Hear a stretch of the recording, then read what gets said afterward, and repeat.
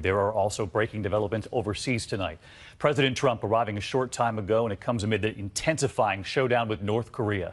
The White House tonight with a new warning. President Trump arriving in Poland now, the big meeting with Vladimir Putin coming.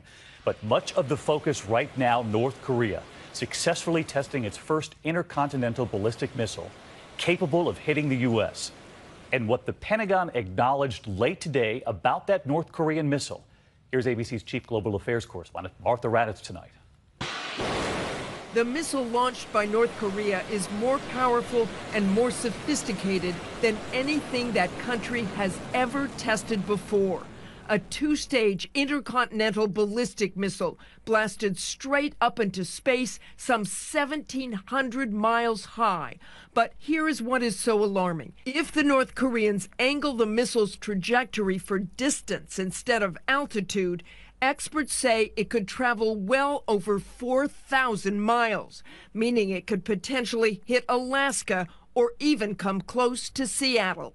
Kim Jong-un gleefully calling it a package of gifts on Independence Day.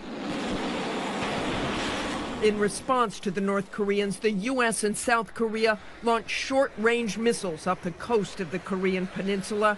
There is still time for diplomacy, but the U.S. ambassador to the UN said today is a dark day. Time is short.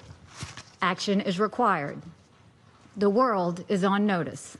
And so let's get to Martha Raddatz in our Washington bureau tonight. And Martha, as you reported there, the Pentagon said today that the missile the North Koreans launched is something the U.S. has never seen before.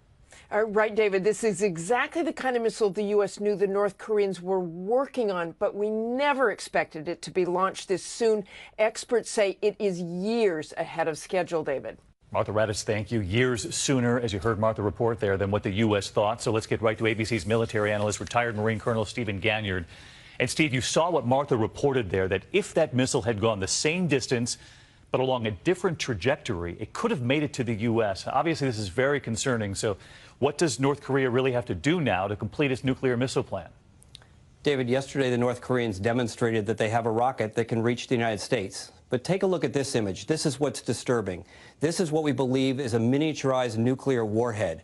We don't know yet whether the North Koreans can put the warhead with the rocket and have it survive the heat of reentry. It's the last piece of the puzzle, and we know they're working hard to get it. The last piece of the puzzle. Steve Ganyard with us tonight.